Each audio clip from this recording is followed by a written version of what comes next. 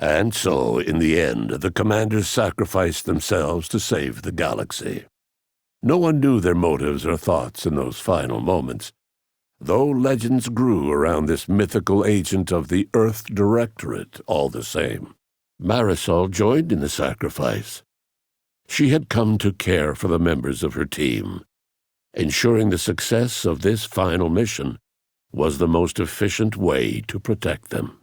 Augustine de Vries went along, knowing nothing would make up for her actions. But at least she'd not have to live with her guilt any longer. Niles, unwilling to let his beloved commander go alone after everything they'd been through together, volunteered to accompany them. He was at peace at the end, side by side with the agent who had renewed his belief in himself. Aza happily joined the commander on his final voyage, an enthusiastic partner in sacrifice.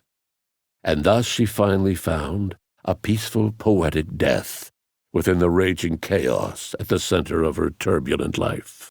Marisol Delgado joined in the sacrifice. Detached and calculating to the very end, she saw herself as Arcadia's most effective weapon, and the rift was her final target. And so, in the end, Augustine de Vries chose to die to atone for her actions. And yet even that hope faded in her final moments, as she realized nothing would make up for what she had done. But at least she'd not have to live with her guilt any longer. And so, in the end, Azahalia Lightinger was able to finally end her life nobly, by saving the colony with her sacrifice. Not that she cared about that. She was beyond such pedestrian concerns of right and wrong. She was going to merge with perfection, and she couldn't have been happier. And so, in the end, as Aza was forced to sacrifice herself to save Arcadia, she could only wish that she'd never met the commander, and that she still believed paradise was waiting for her on the other side of the rift, instead of the nullification of her existence. And so, in the end, Marisol Delgado saw herself as a weapon, and the rift was her final target. She knew that Arcadia had the best chance of survival if she flew the ship herself. And so, in the end, Marisol Delgado calculated that Arcadia had the best chance of survival if she flew the ship herself. She had come to care for the members of her team. Her sacrifice was the most efficient way to protect them. And so, in the end, the job of closing the rift fell to Marisol through no choice of her own. And as she cursed herself for ever calling the commander dear, she took small comfort in the fact that anyone else would have mucked up this final mission. And so, in the end, Niles chose to sacrifice himself to save the galaxy. In doing so, he assured his place in history as one of the Earth Directorate's finest. He became the subject of a tear-jerking biopic starring an overpaid heartthrob, inspiring a brief surge in Directorate recruitment. And so, in the end, Niles was forced to sacrifice himself. In his final moments, he could only wish that he'd never joined the Earth Directorate. Due to a clerical error, his name goes down in history, misspelled. And so, in the end, Inez accepted the opportunity to go out as a hero, thinking only of the lives that would be saved in her final moments. After everything, she had proven herself in spectacular fashion. And so, in the end, Inez was volunteered against her will. As she drifted alone for her rendezvous with destiny, she could only wonder what she might have accomplished in life had someone else undertaken this final voyage to save the galaxy. And so, in the end, with the Protectorate's survival hinging on his sacrifice, Tristan flew into the rift, thus giving his fellow subjects their first honest source of inspiration. And so, in the end, the job fell to Tristan, though not by choice. But even as he insisted his commander would rue this day, Tristan took comfort that his death would mean his fellow subjects could continue living their perfect lives. And so, in the end, moved by the ghosts of her past, Auntie Cleo boarded the ship and became the galaxy's unlikely savior. In her final moments, the ruthless Auntie's Choice CEO mused that maybe she was the best choice after all. And so, in the end, the task fell to the one person who could guarantee it went according to the grand plan. Presiding Bishop Ruth Bissar. A lifetime of predictions had led her to this fateful moment. And so, in the end, when the consul was faced with the undeniable errors in his logic, he chose to save Arcadia by closing the rift himself. He died hoping his sacrifice might make up for the disastrous decisions he had made. Augustine de Vries did not even have that hope left in her final moments. She knew nothing would make up for her actions. But at least she'd not have to live with her guilt any longer. Aza, on the other hand, was beyond such pedestrian concerns of right and wrong. She was going to merge with perfection, and she couldn't have been happier. And so, in the end, the commander chose not to choose. Thus the rift destroyed the colony, killing everyone in Arcadia, followed shortly by everyone everywhere, as rift destabilizations rippled across the galaxy. In conclusion, the end. Niles grieved for his automech companion, whom he secretly believed was still looking out for him. Perhaps he was right. A year after the Arcadian mission, Niles resolved a life support malfunction aboard the Incognito by using Val's old parts, a task he accomplished tearfully. Agent Niles Ibarra achieved the rank of commander, earning renown as a formidable agent, unafraid to challenge the status quo within the Earth Directorate. He recruited his friend Zebulon Tran to the Earth Directorate, a gesture of gratitude for not airing the Directorate's dirty laundry. Together they vowed to reform the agency from within, so it might never again bargain with authoritarian governments. He had his work cut out for him. Anti-Directorate sentiment swelled following Zebulon Tran's release of the agency's skip-drive agreement with the Protectorate, an agreement that had enabled the Protectorate's worst authoritarian impulses. Niles' association with Tran limited his opportunities for promotion.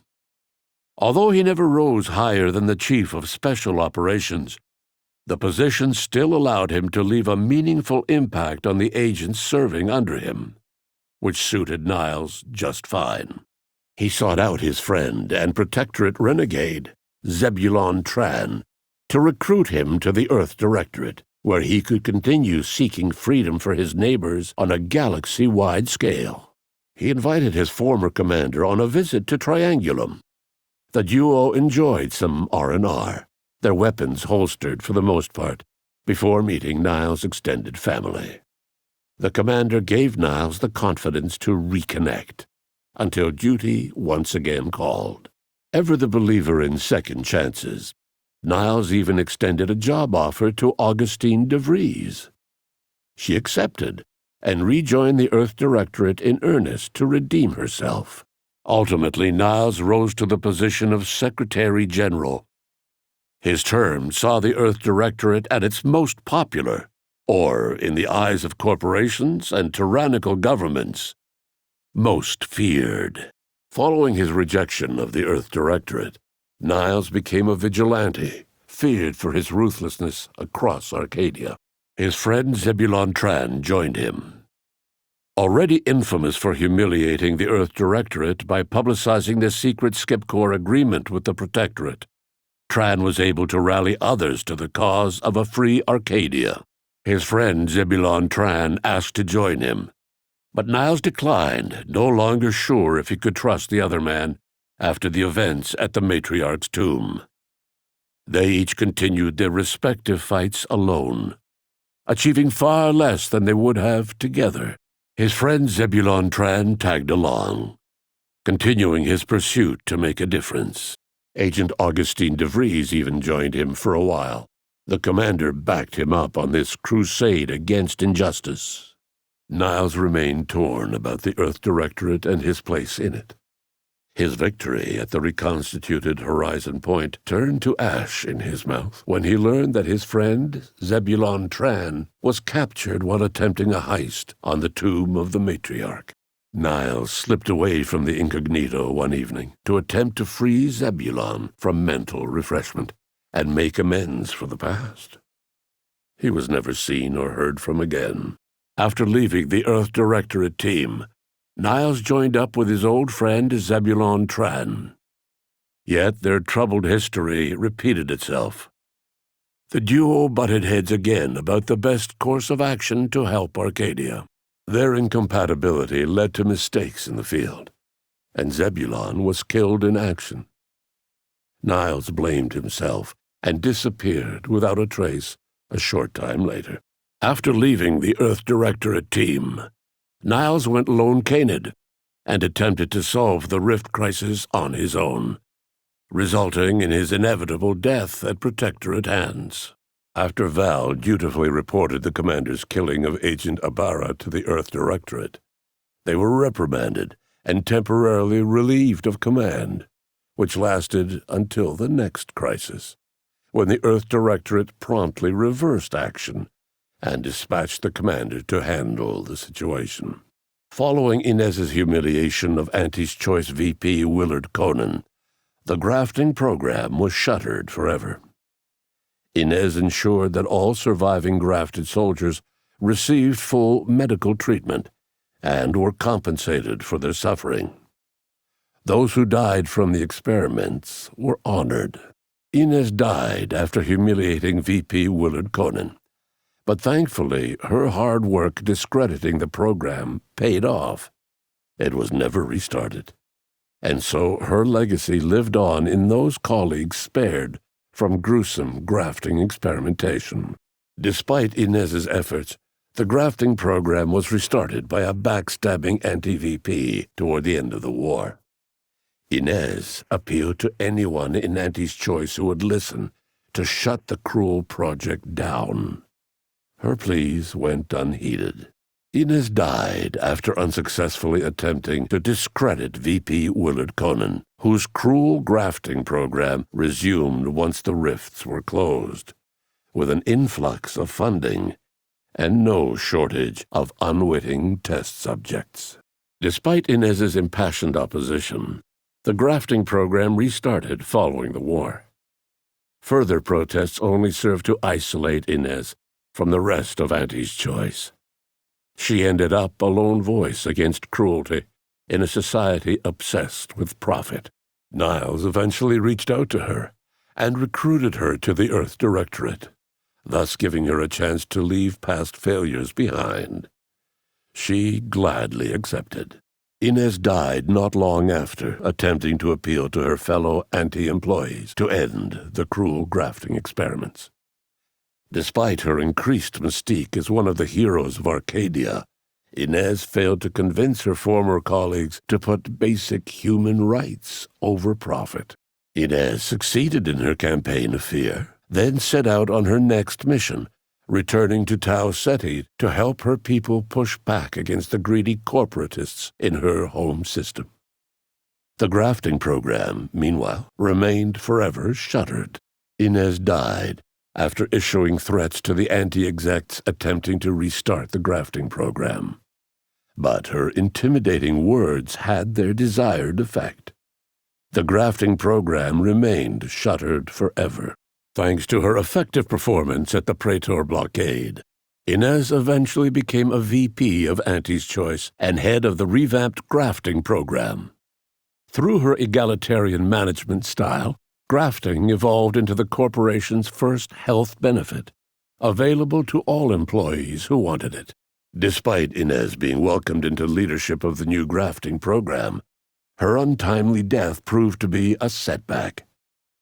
Inez's reforms forgotten, VP Willard Conan and his team quickly fell back into old, slipshod habits. Inez's convincing appeals to the press earned her clout in reforming Auntie's Choice's cruel grafting program. Yet it was a constant struggle, rife with red tape and pushback from program executives. This was Inez's new battle, one she would fight for the rest of her life. Inez's untimely death proved to be a minor setback for the restart of Auntie's Choice's grafting program, which eventually relapsed to cost-effective, yet cruel practices. Long after failing to convince VP Willard Conan or the press of the grafting program's cruel practices and intentions, Inez descended into bitterness and insecurity, seeking approval in all the wrong places. Despite her best efforts to get the grafting program restarted, Inez's untimely death didn't cause so much as a blip on VP Willard Conan's radar. The grafting program swiftly resumed its old, cruel practices, and Inez was forgotten.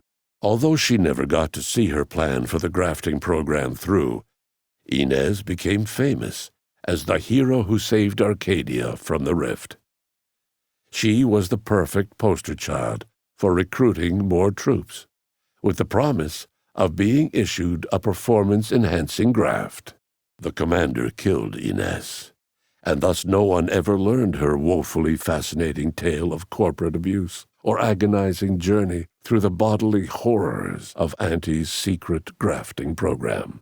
Not long after the commander handed Inez to the bridge warden, rumors swirled about a grafted soldier making a daring escape, although Inez or her corpse were never found. Inez, along with Ethel Tinsley and Dr. Rasmussen in Auntie's Experimental Operations Division, combined their grafting experience to aid the injured as best they could. Yet they quickly ran low on resources. With Willard Conan having been demoted, Inez realized she had no VP to turn to who might consider supporting such a costly and unprofitable endeavor. The Auntie's Choice grafting program eventually resumed with even less safeguards. Yet Inez could only watch it happen.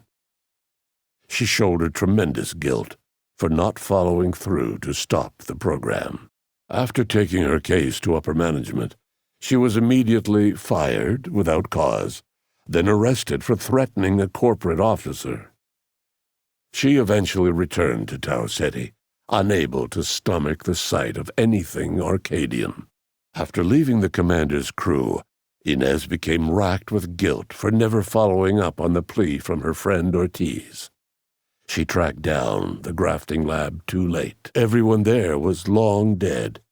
Disillusioned, Inez quit Auntie's Choice and became listless, unsure what to do with her life.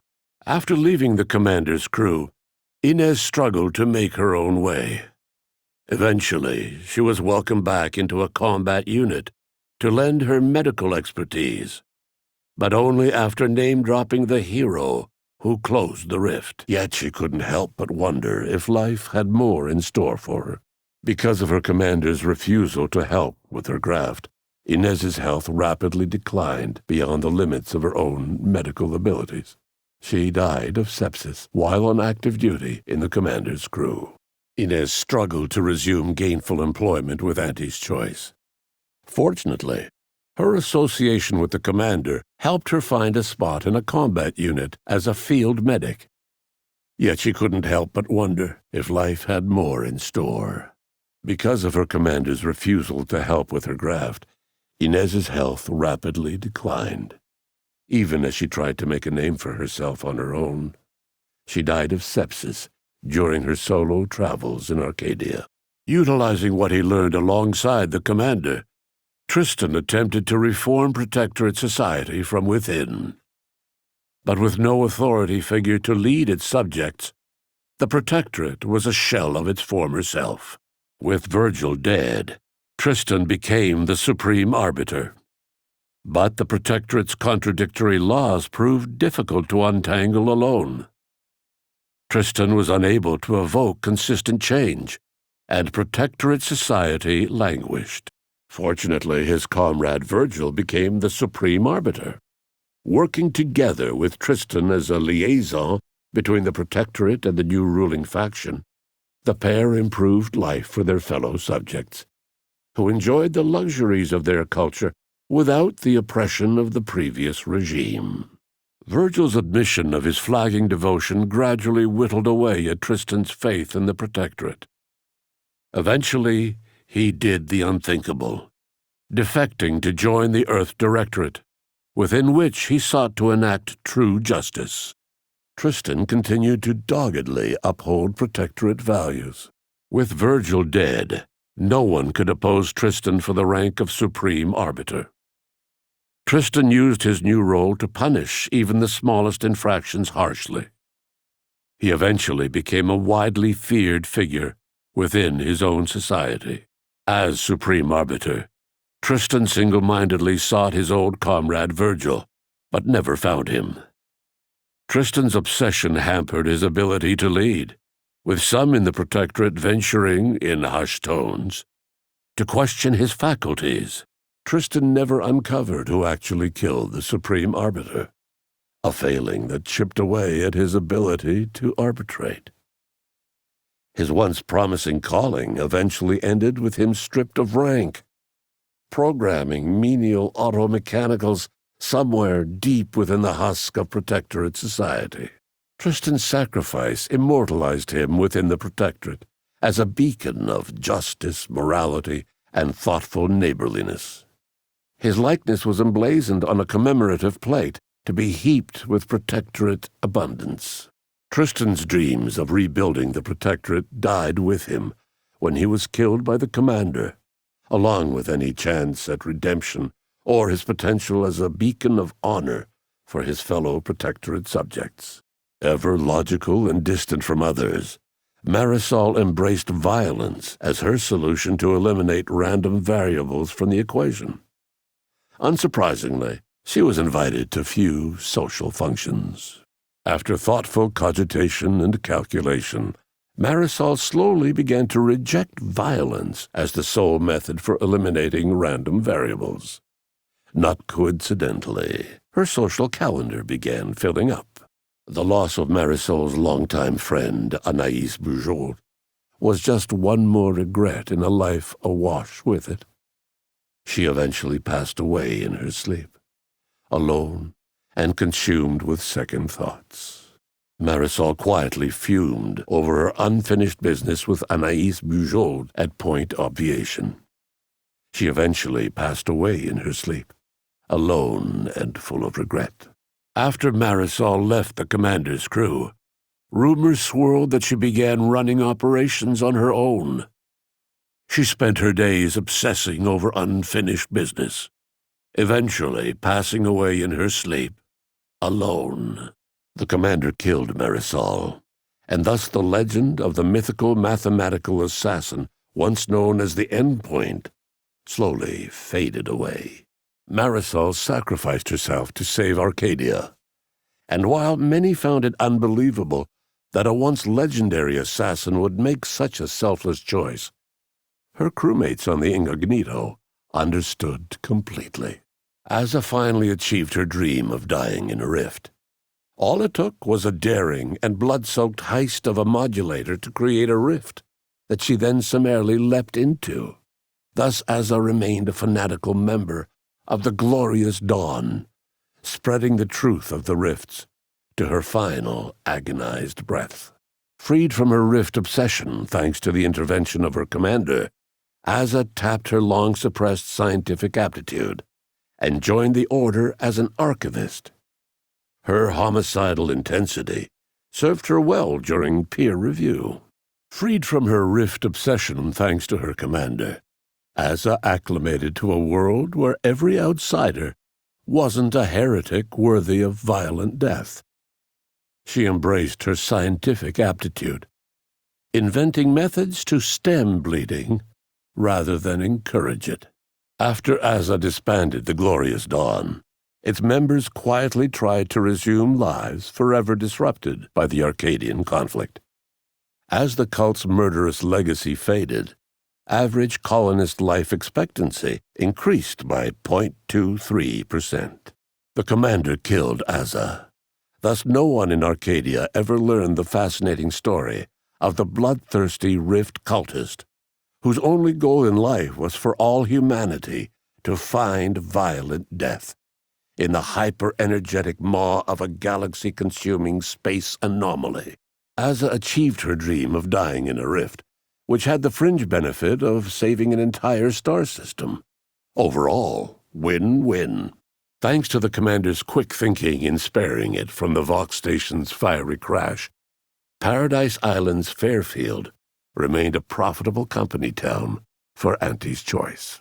For his outside-the-box thinking and innovative propaganda techniques, D.B. Milverstreet was promoted, while rival Officer Carr seethed at her lack of upward mobility, or even bronze-tier executive benefits. Acquisitions Officer Carr enjoyed the perks and power that came with promotion for her asset-winning techniques on Paradise Island. Her rival, D.B. Milverstreet, meanwhile, seethed as he pushed cold morsels of borsloaf around the plate of his microwave dinner. Despite being spared from fiery destruction, the Auntie's Choice company town of Fairfield struggled to survive. Its most ambitious stakeholders once dreamed of the lavish office suites that came with promotion. Now, they don't even dream at all. Paradise Island's Fairfield remained a burnt-out ruin following its destruction by the Vox station. Auntie's Choice was too preoccupied with galactic expansion to spare resources rebuilding one small company town. Following its destruction by the Vox station, the Auntie's Choice company town of Fairfield was never rebuilt. The Order left its burnt-out ruins as a monument to greed and short-sightedness. Vigilant Hogarth, now acclimated to Fairfield, leaned on the Protectorate ideals of neighborliness, while overlooking all the authoritarian tactics, so he might help the Order to succeed with the equation. Vigilant Hogarth, now acclimatized to Auntie's Choice society, eventually returned to Westport to try his hand at restoring it and running it for profit. Vigilant Hogarth was declared a traitor to the Protectorate, along with most other Westport townsfolk. They were judged according to the paradigm, then sentenced to be executed until dead, forever tied to the city they could not protect.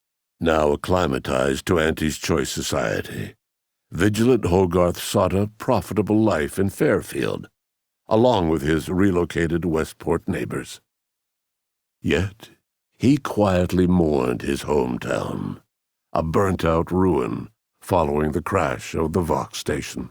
Following its destruction by the Vox station, the former Protectorate town of Westport was never rebuilt.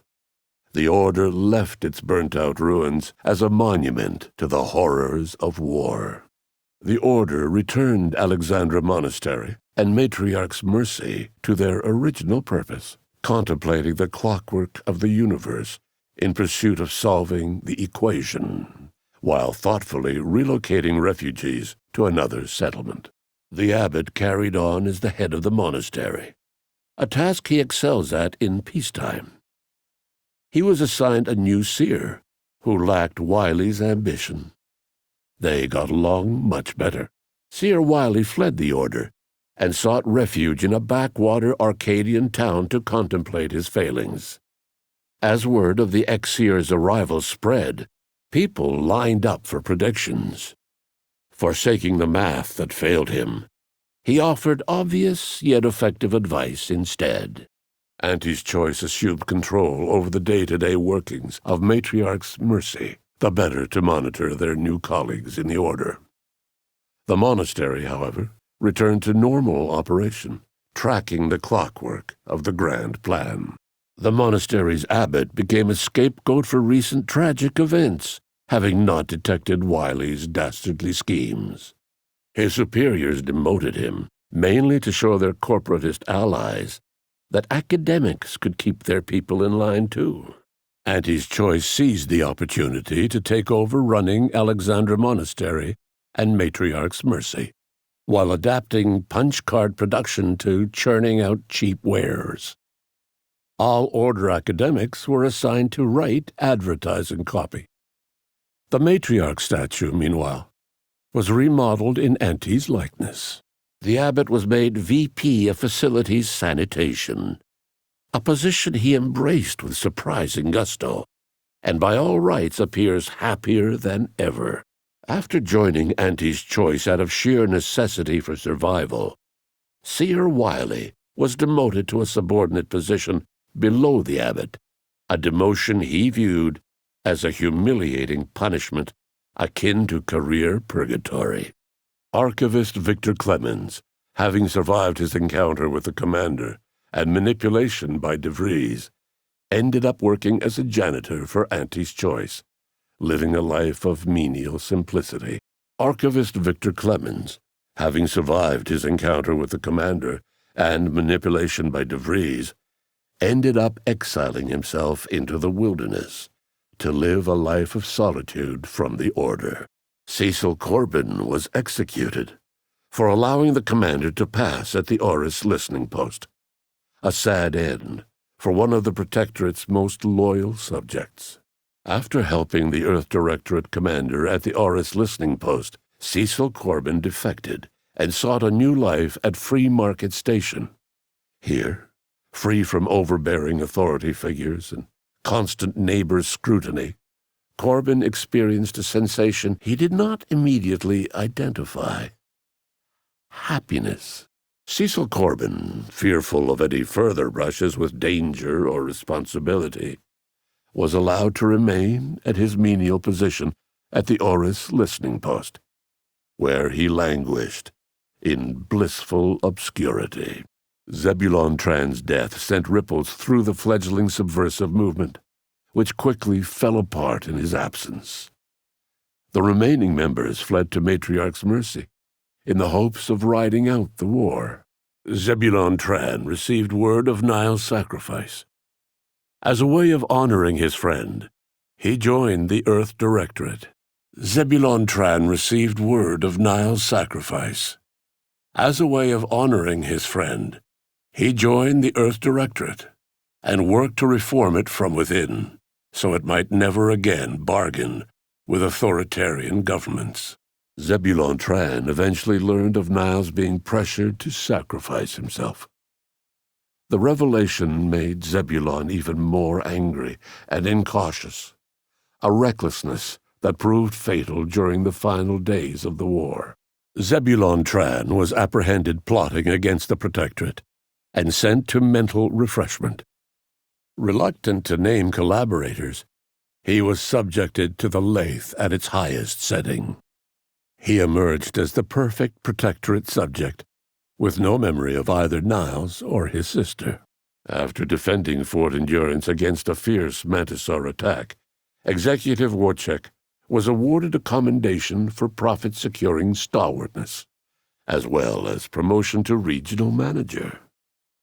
He eventually passed peacefully in his sleep at the scientifically astounding age of 6. Having died at the peace talks, Augustine DeVries' treachery was never known to the Earth Directorate.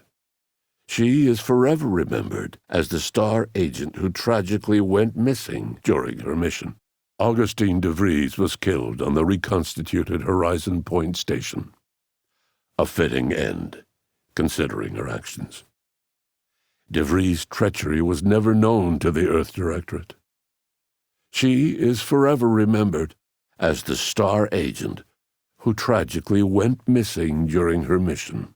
After escaping the reconstituted Horizon Point Station, a remorseful Augustine DeVries submitted herself to the Earth Directorate to answer for her actions.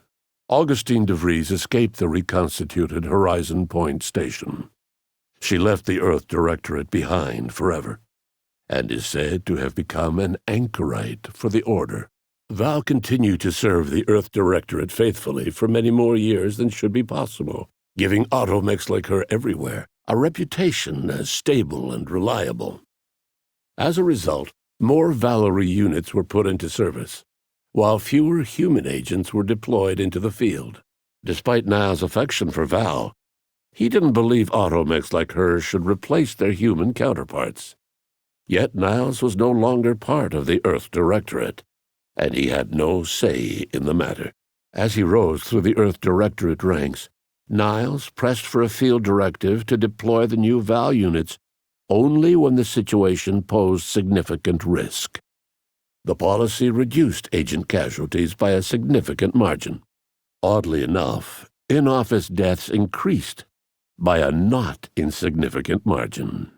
Val continued to serve the commander of the Incognito faithfully, for many more years than should be possible, giving automechs like her everywhere a reputation as stable and reliable. As a result, more Valerie units were put into service, while fewer human agents were deployed into the field. Following the rigors of the extensive mission in Arcadia, Val began to malfunction in peculiar ways, talking to herself, hovering inches from the floor, threatening major appliances. Niles ultimately and tearfully decided to deactivate her after a culmination of these strange incidents. Without her caretaker, Niles, around to provide diagnostics and routine maintenance, Val floated off one day and never returned. Within weeks of concluding the Arcadian mission, Val broke down beyond repair. Her compression coils corroded from exposure to the rifts. Her logic core decayed by the heat of extreme use. Niles cynically tried to move on, stripping Val for parts rather than dwelling on the sad task at hand. With the modulator schematics shared as joint intellectual property, Auntie's choice and the Order's partnership remained steady, despite the need for constant compromise. For a time, the Arcadia colony thrived. But with the old Auntie dead, a new figurehead was needed to keep up appearances. Company execs fast-tracked auditions for a new Auntie. Some employees thought she looked suspiciously different, but were too overjoyed with the prospect of growing profits to care. Reflecting on her time with Amos, Auntie Cleo considered moderation in future dealings, then considered against it. However, the fiscal budget was quietly updated to provide small assistance for smelly, bedraggled orphans.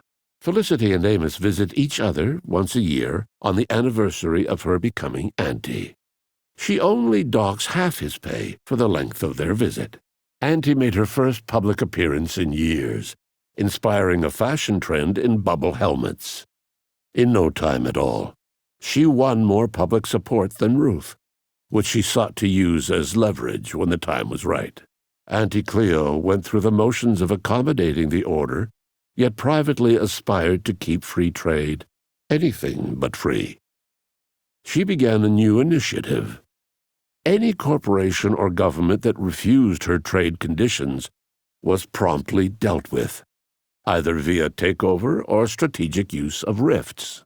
Ruth, having sacrificed herself for the colony, left the Order without a leader to keep Auntie's choice in check. Though another presiding bishop was quickly chosen from among the surviving laureates to replace Ruth, they lacked her vision and leadership. The Order was ultimately subsumed by Auntie's choice, whose marketing department learned to leverage the widespread reverence for scientism to establish profitable mega-chapels and mandatory tithes among true believers. With Arcadia's abundance free for the plundering, Auntie's choice eventually stripped the system of its natural resources, creating seas of industrial waste and turning Elysium's moons into barely habitable cesspits. Ruth Bessar proceeded to interface with the archive, an agonizing process that clawed away her lifespan. The archive computed that she was mistaken to compromise with the Corporatists. To advance the plan, she needed to destroy them from within. So she proceeded to do just that. She had only been using the corporation for its logistical infrastructure. Auntie herself and at least some of her top executives needed to cease existing in Arcadia, either via assassination or skip-drive-assisted exile. Ruth Bessar grew despondent over the Order's lack of progress on the equation, and Arcadia became focused on the needs of a few privileged individuals. at the expense of the common good. Auntie Cleo, meanwhile, continued to insist her employees be allowed to interface with the archive, chalking up any deaths as the price of progress, a point of friction between these two leaders. Eventually, Auntie's Choice bean counters considered their bottom line and reverted to their age-old practices for maximizing profit. Some of the Order's laureates, meanwhile, became corrupted by capitalism and assisted their new colleagues in exchange for prestigious positions in the corporation. Auntie's Choice attempted to leverage the secrets of mental refreshment, acquired through the commander's corporate espionage, to create a more agreeable customer base. Ruth Bassar was powerless to stop the Corporatist's corruption from spreading. The Order was ultimately subsumed by Auntie's Choice, whose artful reconnoitering division learned how to wield Arcadia's religious arm in service of the bottom line. Eventually, Auntie's Choice bean counters considered their bottom line and reverted to their time-tested practices for maximizing profit. Friction with the Order came to a head, and the two groups severed their partnership, throwing Arcadia into turmoil anew. Auntie's Choice attempted to leverage the secrets of mental refreshment, acquired through the commander's corporate espionage, to create a more pliable target market. But the Order acted decisively to fend off such mind control of the population. Ruth Bassar struggled to contain the situation, but ultimately called on the Earth Directorate to help rid the system of Auntie's Choice, which in turn gave the Directorate more leverage over Arcadia. Unable to acquire the chemicals needed for the process, Ruth Bassar nevertheless attempted to interface with the archive, and died immediately. Her successor banned any future interfacing attempts, and led the Order in a much more cautious direction, delaying their progress for at least a century. With exclusive rights to the modulator schematics needed to ensure safe skip-drive travel, Auntie's Choice transformed Arcadia into one of the most profitable colonies in the galaxy. Deciding that free trade must be freed from the hands of others, Auntie Cleo signed a new initiative. Any corporation or government that refused her trade conditions was promptly dealt with, either via takeover or strategic use of rifts. Ruth Bassar's death cut short her dream of interfacing with the archive. Although another presiding bishop was chosen from among the surviving laureates to replace her, they lacked her vision. In the face of the Corporatist's growing influence, the Order withered and died. In recognition of outstanding customer service, the Earth Directorate commander was promoted from outsourced gun-for-hire to Auntie's right-hand VP, complete with a hull-side porthole suite in the head office tower.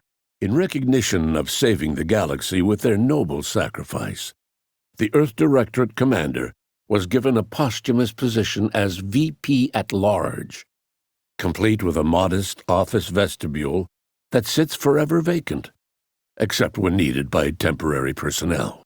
Auntie's acquisition forces resumed their battle with Spacer's Choice over exclusive rights to that company's valued brand, viewed in most markets as not the best choice, but the only choice.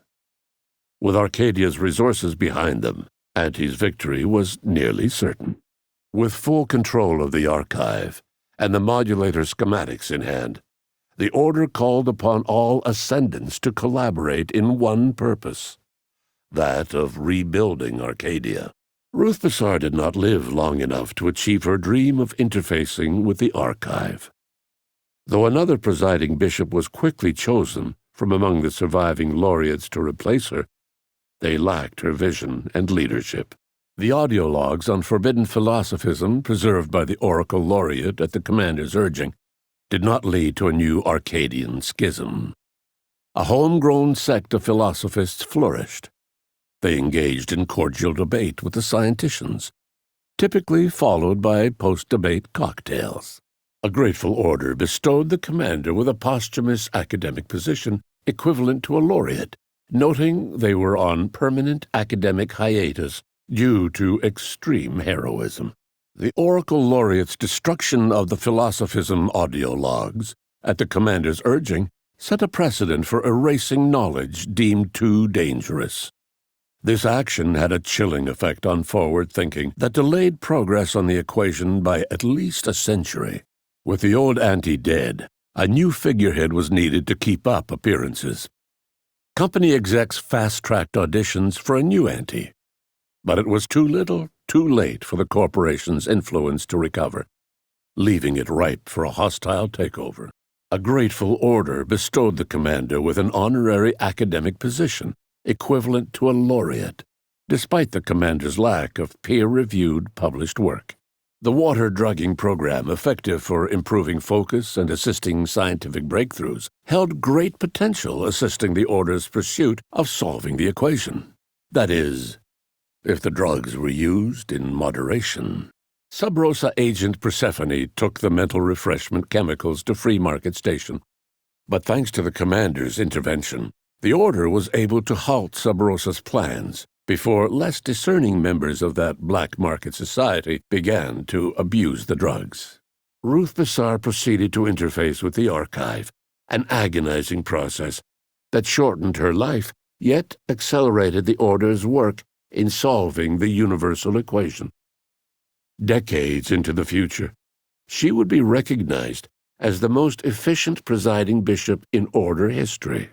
Ever stoic, the presiding bishop saw the Oracle Laureate's destruction of the Philosophism audio logs for what it was, the erasure of knowledge. She ousted the Laureate, her oldest friend, to demonstrate that the Order must never let fear stand in the way of progress. Ruth Bassar's leadership returned Arcadia to a thriving colony, free of the iron-fisted rule that had plagued it.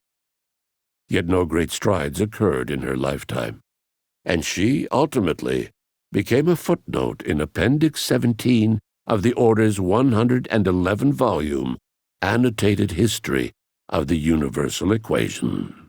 The commander's decision to keep archive control from either the Corporatists or the Ascendants had far-ranging consequences, leaving the colony in a perpetual state of uncertainty as the Order and Auntie's Choice continued to jockey for power.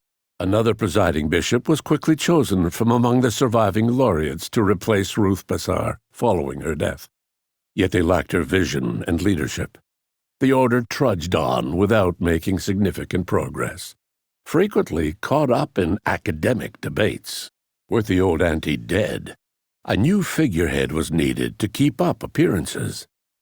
Company execs fast-tracked interviews for a new auntie, but it was too little, too late for the corporation's influence to fully recover, leaving Auntie's Choice deeply in the red.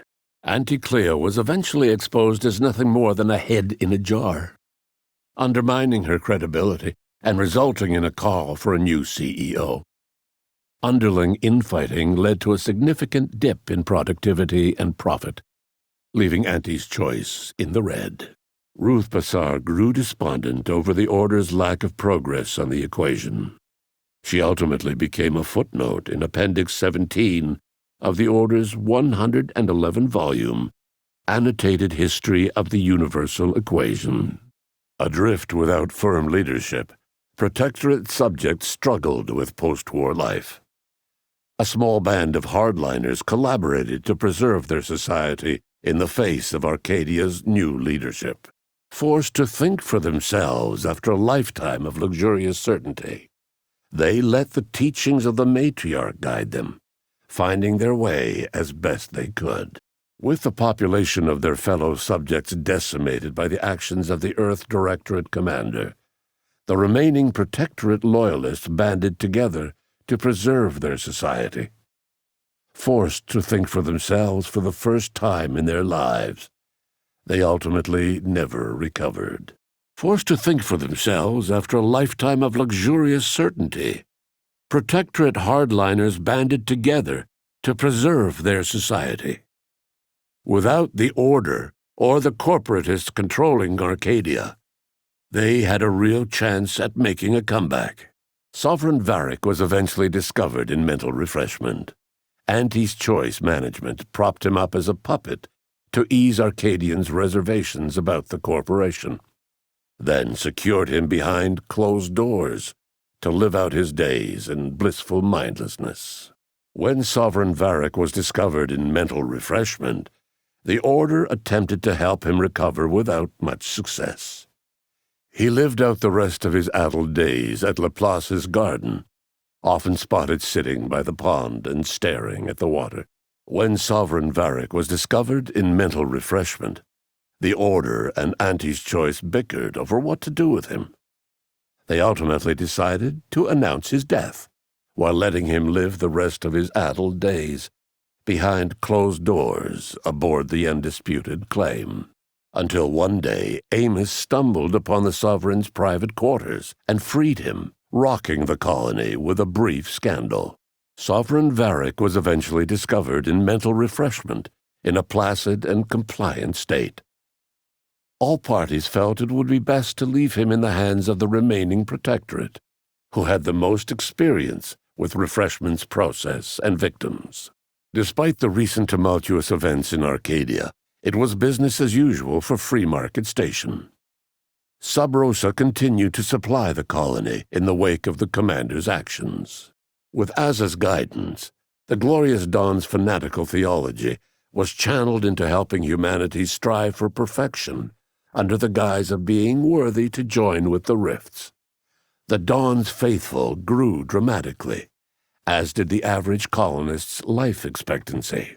Unable to die in their sacred rift after it was closed, the Glorious Dawn heeded a new calling, seeking the modulators needed to create new rifts, so that they could die in those instead.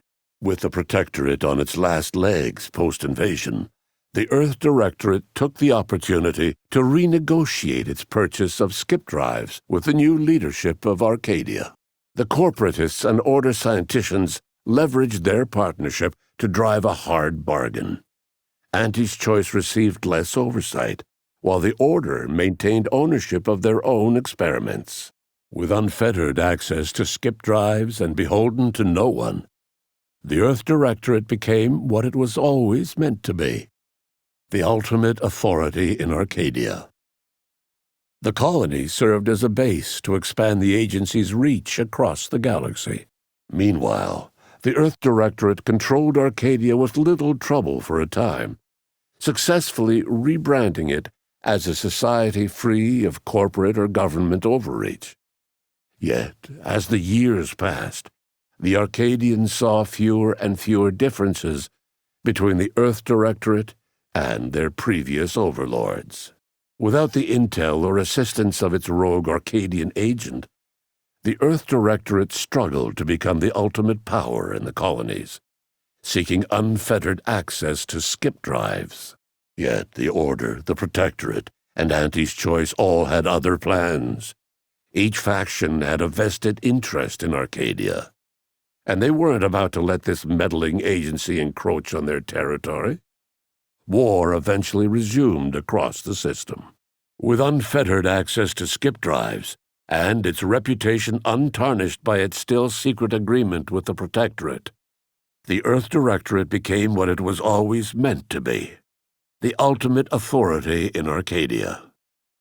The colony served as a base to expand the agency's reach across the galaxy. The Earth Directorate's leaked agreement with the Protectorate did little to blunt the agency's mission or reach, especially with skip-core technology released to the public domain. With unlimited sources for their drives, the Earth Directorate expanded their authority across the galaxy. With its reputation tarnished by its well-publicized agreement with the Protectorate, the Earth Directorate was on its back foot in negotiations to purchase skip drives from the new leadership of Arcadia.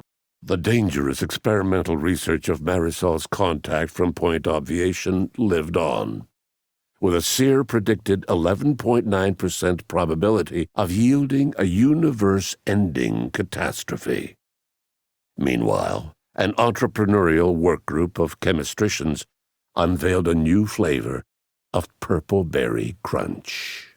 The release of the skip drive schematics to the public domain resulted in new and exciting opportunities for independent manufacturers. However, unchecked use of the drives would ultimately lead to an even greater proliferation of rifts, once again imperiling the galaxy. Fortunately, the Order stepped in. Leveraging their partnership with Auntie's Choice, the Order sold rift modulators to all skip drive manufacturers for a modest price, thus preventing another outbreak of rifts, while Auntie's Choice made a tidy profit. Yet Auntie's Choice was poised to exploit this scenario. They signed lucrative partnerships with skip core makers to provide rift modulators as a package deal, thus sparing the galaxy from another rift crisis, while bolstering their bottom line. Yet the Order was all too familiar with the causal link between skip drives and rifts. They provided rift modulator schematics to all skip drive manufacturers at no cost, so they could package both technologies and nip the proliferation of new rifts in the bud. It was once again up to the Earth Directorate to swoop in and save the day, stamping out rifts as soon as they flared into existence. Eventually, and in textbook fashion, they solved this second rift crisis, but not before much damage had been done. The rifts across Arcadia and beyond were soon closed. Trade quickly resumed, with Auntie's Choice handling logistics. Yet more than just goods and resources traveled the re-established trade routes. The Order's version of scientism spread as well. Many colonies stabilized, many thrived, and some even rose to an Arcadian level of prosperity. But there are still some that have never been heard from. The rift compromise between the Order and Auntie's Choice led to prioritized assistance for the colonies that agreed to favorable trading terms. The so-called Auntie's Loyalty Program tripled the corporation's net worth. Meanwhile, the Order was able to sermonize their version of scientism alongside Auntie's marketing and PR onslaught, at least to colonies in Auntie's Loyalty Program. Many outside died because their rifts weren't closed in time. Thanks to the Order's thoughtful planning, the rifts were all closed, and all colonies in proximity to Arcadia were saved. But the fate of those farther out in the galaxy remains unclear. Auntie's Choice treated closing the rifts like any other strategic initiative, demanding quid pro quo for each rift closure. Such cutthroat capitalism took its toll, and many colonies ended up dying off. Auntie's Choice took a surprisingly non-strategic approach to the rifts, closing many for a reasonable price and actually allowing some competition. This resulted in a few far-flung colonies being saved, even if they didn't enrich Auntie's bottom line. All of these events turned on the decisive actions of the Earth Directorate agent and their unique way of navigating Arcadia, its disparate factions, social complexities, ubiquitous product placement, and arsenal of absurdly satisfying weaponry. But through it all, and to this day, Earth has remained inexplicably dark. Bazaars stripped the power from the Corporatists in subtle ways, until it was too late for them to stop her. Yet it remained unclear how long the Order could sustain its dominance once Ruth Bazaar passed on to become one with the equation. Auntie's Choice seized production of the Order's mind control chemicals and used the experiment to create a more agreeable customer base. A knockoff of the Order's experimental mind control drug flooded the market at Free Market Station. Not coincidentally, Auntie's Choice began to see Sub Rosa as a threat.